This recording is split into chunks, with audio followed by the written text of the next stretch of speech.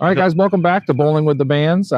We are back outside on the beach. So today we're beaching with the band. I have with me Terry from Astrosonic. Really looking forward to having you guys in. And I appreciate you coming down and hanging with me on the beach for a bit. Appreciate that so much. We're sitting here on like a beautiful day, and the sun is shining, the birds are chirping, and the beach is getting ready down here for your amazing event. Yeah, it's definitely a task to get us open, but it's my favorite time of the year. This is my favorite little hangout. So I look forward to having it open and ready to go. But you guys are going to bring the Yachtrock sound down here.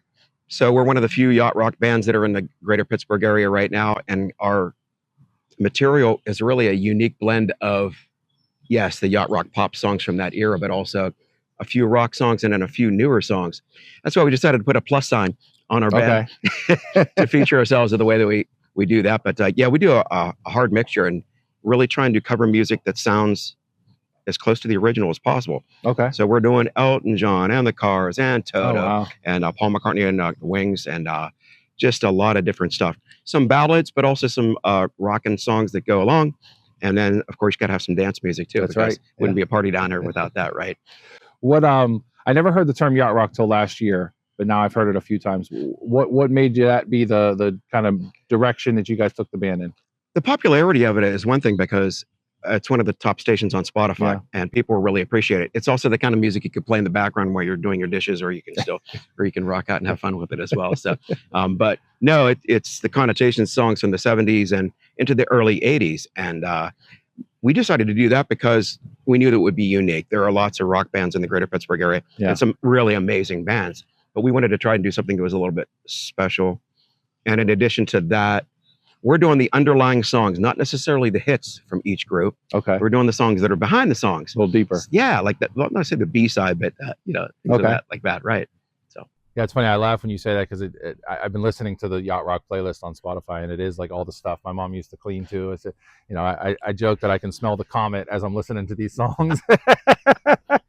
Back in the late 80s, it really takes you back here. Exactly. These songs, so. Yeah, and for me, just in my history has been just trying to mimic different artists since I was a little kid.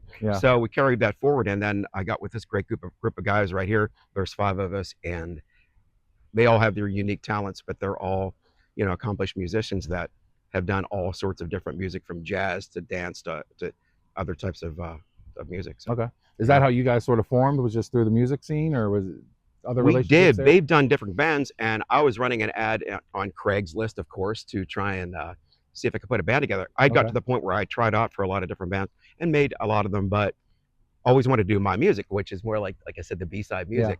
And when I ran the ad, I got approached by Jason in our band and said, "Hey, why don't you come down and check us out? We'll let you do your music." And of course, as soon as I heard that, I thought, okay, you got me. Because most bands are like, we're doing this or we're doing that. But yeah, there's incredible bands in Pittsburgh. We just wanted to do something a little bit unique and different. And the attention's been really good too. The social media has been really supportive, and people were into it more than you would have even imagined. Maybe it's the Yachtrock thing, but yeah.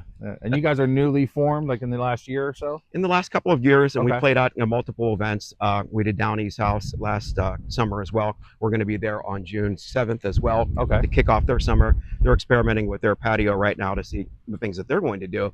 And then we've got some other dates and leading into the fall and a couple private events for corporate parties. That's one of the things we do too. We do corporate parties or events. If you got something coming up, get in touch with us on Facebook, Astrosonic, one word, and you can find that there under my name, Terry Brennan. So yeah, awesome, absolutely. What's the story behind Astrosonic? Where'd the name come from? How'd you guys kind of land on that one? My next door neighbor's got these 2 teacup dogs, and they're called Astro and Baxter. So I was thinking I was going to call it Astro Baxter, but that didn't do it. So I got on Chat GPT and I said, "Hey, give me something," because the theme of our band is moon and stars and sun and yachts and things like, kind of dreamy, cosmic type of stuff.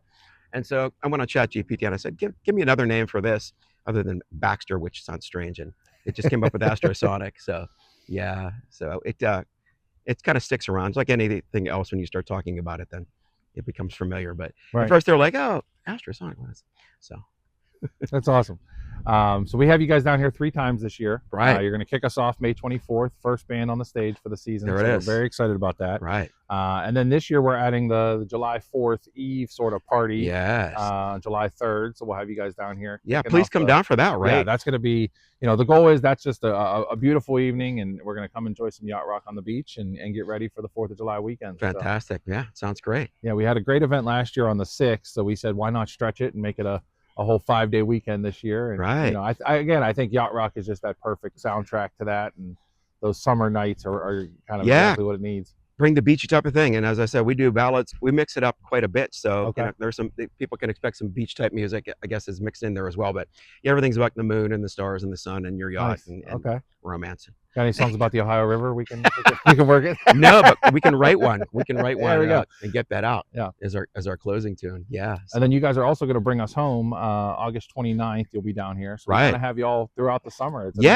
We've been given 3 great opportunities, and the guys couldn't be more excited to do it. Especially our drummer, our crazy drummer, because he just loves to play live. And he's just he's the very thought of it is just like is blowing his mind to do that. But we appreciate you giving us the 3 tilt in there, and we're hoping that since our music is kind of married to this type of environment, that's going to be successful for us. I think it'll be a great fit. I think it's going to be good. And you guys are all local from the area as well. We are. We practice in Monaca. My buddy's got he's a total audiophile, so he's got his basement wired for sound, his finished basement, all the wires, and that if you go down there, it looks like Mad Professor's I was gonna say, you sent me videos and it was a basement, but it looked like a very impressive basement. Like it was not your average basement practice scene. It looked just really small with lots of stuff all around it. Yeah, it's funny what you can do with cameras. If you put them here and there, you can angle it, makes it look like it's bigger than it is. But we're basically in a space that's like 15 by 15. Oh, really? And, yeah. You wouldn't know it. Like spread out those Apple phones to get that quad thing going. And we thought the music video things would be a good way to go because it gets you that type of exposure. People can get a little taste of what you do, and for better or for worse, that's how we've approached it. So it's the quickest way to get people out to see you before you're out live. Absolutely. Places, so. Yeah.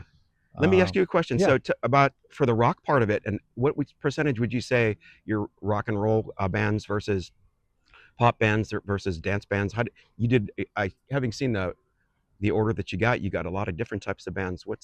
What was the motivation for that, and how did you end up on that? A lot of not wanting to say no. I've been joking that this was very stressful because I felt like I was playing music on a jukebox and everyone was staring at me because if I screwed it up, I'm going to hear about it. But no, I mean, I think down here we have a very diverse crowd, and that's always been one of the fun parts about here. We get a ton of boat traffic. We have a lot of regulars that have been. I used to work here 2008, and a lot of those people are still here and bringing in more friends every weekend. We really looked at what we had last year. We used to do like Sundays exclusively reggae. We've now mixed those into Fridays and Saturdays. Okay. We're kind of aiming Sundays to be more of an acoustic, laid back, 1 or 2 people sets on Sunday. So we're gonna, party Friday and Saturday, and then Sunday move into a sort of calmer, recover. We all got work tomorrow kind of vibes. Yeah, totally. And then you get your core people, like you said, they know what to expect on certain types of kinds of evenings that you have. But so Saturday's the rock it out though one, right? Yeah, Fridays and Saturdays are going to be our full band setups, and we really looked at coming out of COVID and the last few seasons. We mixed in weekends we had music and weekends we didn't, and there was just a very noticeable difference in weekends that there was not music. The traffic wasn't here, so we want to make sure that there's that consistent, what's going to be going on here. So we have karaoke on Wednesdays, open mic and bands on Thursdays, and then Fridays, Saturdays are your full band setups. Sundays are going to be some great acoustic sets, which I was mentioning this earlier. A lot of those acts have come from our open mic night. It's been a great source of local talent that's really up and coming. So it's cool to see those people come in for that open mic and be a little timid and then come back and have a full show. And really see that start to develop. And the big audition. Yeah. So it's fun.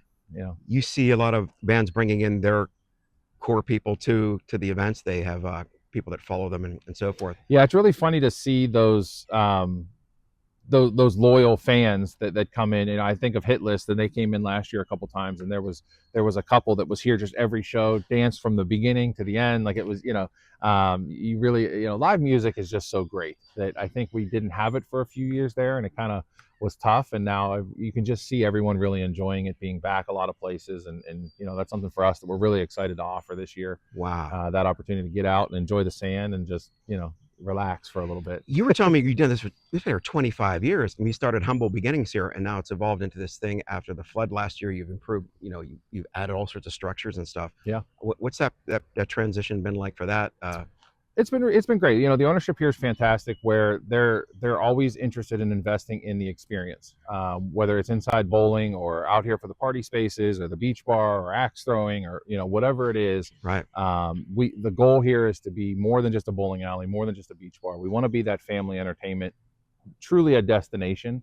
We see a lot of out of town traffic from across the street with Robert Morris, and Right. we're partnered with Visit Pittsburgh now. So the goal is to have you be able to come here, have something for everybody. We're always family friendly. We don't go to that 21 and over to kind of limit who can come and who can't.